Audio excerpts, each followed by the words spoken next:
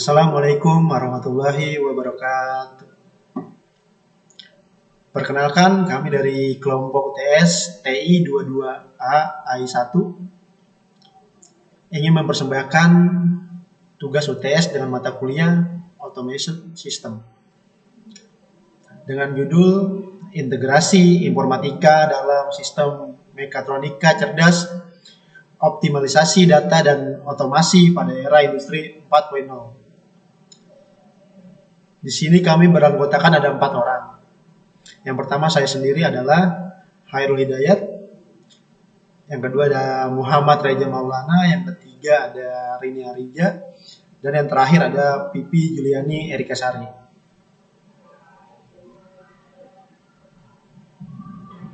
Selanjutnya ada otomasi dan mekatronika.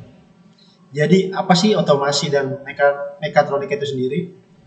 Yang pertama, otomasi adalah sistem yang mampu beroperasi dengan intervensi manusia minimal. Jadi harus ada minimal manusia untuk bisa beroperasinya. Yang kedua itu ada mekatronika, integrasi antara mekanika, elektronika, dan informatika untuk menciptakan sistem yang sangat cerdas. Tujuannya itu sendiri adalah untuk meningkatkan efisiensi, kecepatan, dan presisi. Selanjutnya akan dibawakan oleh Muhammad Reza Maulana. Perkenalkan, nama saya Muhammad Reza Maulana dari kelas TI 22A AI1. Di sini saya akan melanjutkan penjelasan presentasi yaitu pada bagian sensor, controller, aktuator, dan juga feedback. Yang pertama ada sensor. Sensor itu gunanya untuk mengumpulkan data dari lingkungan. Misalnya contohnya itu ada sensor suhu atau termistor, kemudian sensor cahaya atau LDR, sensor gerak, PIR, dan sensor jarak ultrasonik. Kemudian yang kedua ada controller, seperti microcontroller, PLC, atau komputer, memproses data dari sensor menggunakan algoritma tertentu. Contohnya, kalau sensor mendeteksi suhu ruangan terlalu panas, controller akan mengirim perintah agar kipas atau pendingin menyala. Kemudian yang ketiga ada aktuator.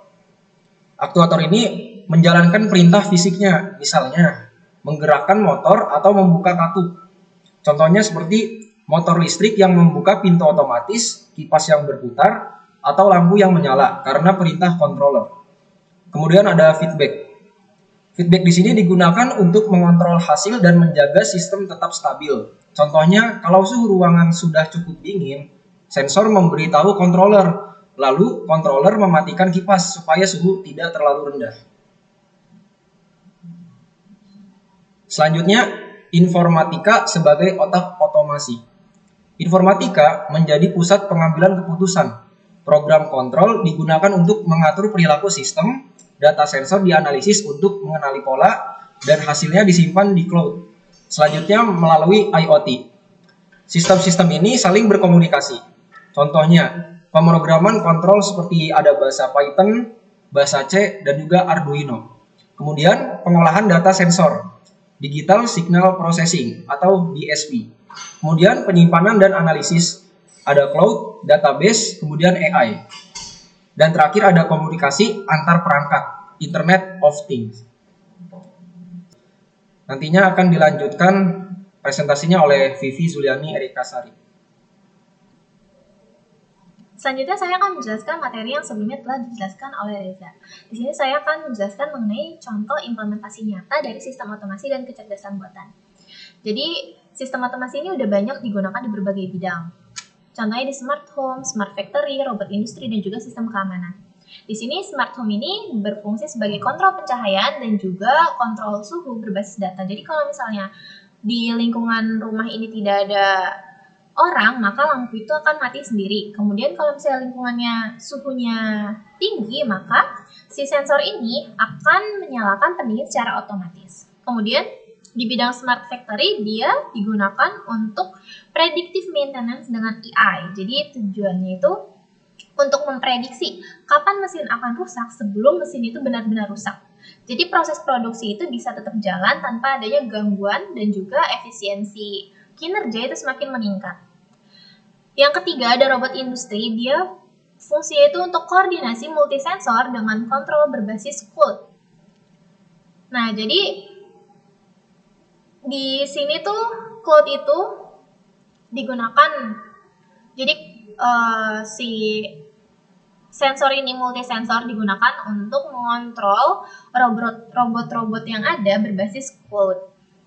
Tujuannya supaya nanti kinerja antar robot itu semakin presisi dan juga cepat. Dan yang terakhir ada sistem keamanan, yaitu berguna untuk deteksi wajah secara otomatis menggunakan computer vision. Jadi bisa kita lihat kalau sistem otomasi ini saat ini itu udah ada di mana-mana, mulai dari di rumah, di dunia industri, bahkan pada sistem keamanan sekalipun, yang mana tujuannya semuanya sama, yaitu untuk meningkatkan efisiensi, akurasi, dan juga keamanan.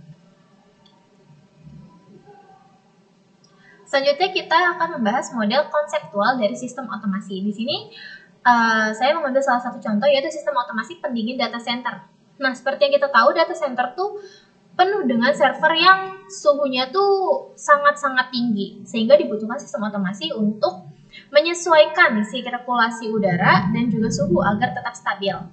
Jadi si suhu ruang ini bisa dijaga tanpa adanya intervensi dengan manusia. Cara kerjanya dimulai dari, pertama, sensor akan membaca suhu yang ada. Jadi yang pertama, sensor akan membaca suhu pada ruangan. Kemudian data sensor itu akan dikirim kepada controller, yang mana nanti controller akan membandingkannya dengan nilai yang ideal. Kalau misalnya hasilnya belum ideal, maka si controller ini akan mengirim kepada si akuator. Mengirim perintah kepada akuator untuk menyalakan pendingin dan juga mengatur arah udara. Setelah itu, si sistem akan menerima feedback dari lingkungan untuk memastikan suhu kembali ke dalam titik normal. Dengan siklus ini, si sistem ini bisa menyesuaikan diri terus-menerus tanpa adanya campur tangan dengan manusia. Jadi intinya si sistem otomasi ini bekerja lewat 4 komponen. Yang pertama ada sensor, kemudian controller, selanjutnya ada akuator, dan juga memberikan feedback yang membentuk satu sistem secara tertutup dan juga efisien. Untuk penjelasan selanjutnya akan dijelaskan oleh rekan saya, yaitu Rini Aiza. Selanjutnya, saya akan menjelaskan integrasi data dan algoritma. Tidak hanya perangkat keras yang memberikan kekuatan otomasi modern, tetapi juga data dan algoritma dengan pemrosesan real-time dan algoritma prediktif. Sistem dapat melakukan optimasi otomatis tanpa campur tangan manusia. Di sini ada 3, yaitu data, algoritma, dan informatika. Data menggambarkan kondisi sistem. Algoritma mengubah data menjadi keputusan. Informatika menyediakan arsitektur komputasi dan komunikasi. Kesimpulannya adalah yang pertama, informatika, otak sistem otomasi. Informatika berperan sebagai pusat pengendali yang memproses data dari sensor, mengambil keputusan, dan mengatur kerja aktuator. Yang kedua, otomasi masa depan. Mesin yang berpikir dengan data otomasi modern bukan sekedar mesin yang bergerak, tetapi sistem yang belajar dari data, beradaptasi, dan mengambil keputusan cerdas secara mandiri. Yang ketiga, otomasi masa depan. Mesin yang berpikir dengan data otomasi modern bukan sekadar mesin yang bergerak, tapi sistem yang belajar dari data, beradaptasi, dan mengambil keputusan cerdas secara mandiri.